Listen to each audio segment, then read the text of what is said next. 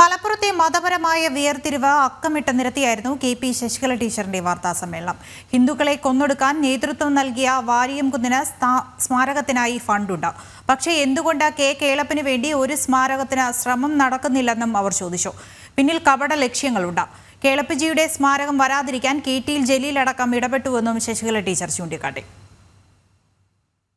അപ്പൊ അത്തരക്കാരുടെ ഒന്നും വരരുത് എന്ന നിലയിൽ അതാണ് പറഞ്ഞത്. ഈ കേളപ്പജിയെ ഇത് നിയമം കൊണ്ടല്ല മാറ്റിയത്. കേളപ്പജിയുടെ സ്മരണ മലപ്പുറത്തിന്റെ മണ്ണിൽ നിന്ന് മാറ്റുന്നത് നിയമം കൊണ്ടല്ല, രാഷ്ട്രീയ മുഷ്കു കൊണ്ടാണ് മാറ്റുന്നത്.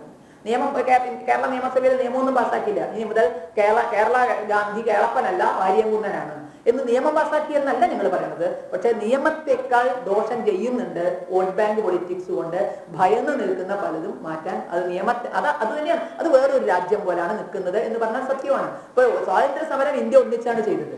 പക്ഷെ പാകിസ്ഥാൻ സ്വാതന്ത്ര്യം നേടി ഇതേ സ്വാതന്ത്ര്യ സമരത്തിന്റെ ഭാഗമായിട്ടാണല്ലോ പാകിസ്ഥാൻ സ്വാതന്ത്ര്യം നേടിയത്.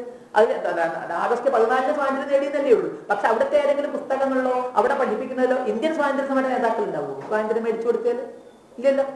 ഇന്ത്യൻ ഗാന്ധിയാകാൻ, നെഹ്റു ആകാൻ, നേതാജിയാകാൻ ആരും ആകട്ടെ, അത് അവർ പഠിപ്പിക്കുന്നുണ്ടാവില്ലല്ലോ അവരെ പറ്റിയിട്ട്.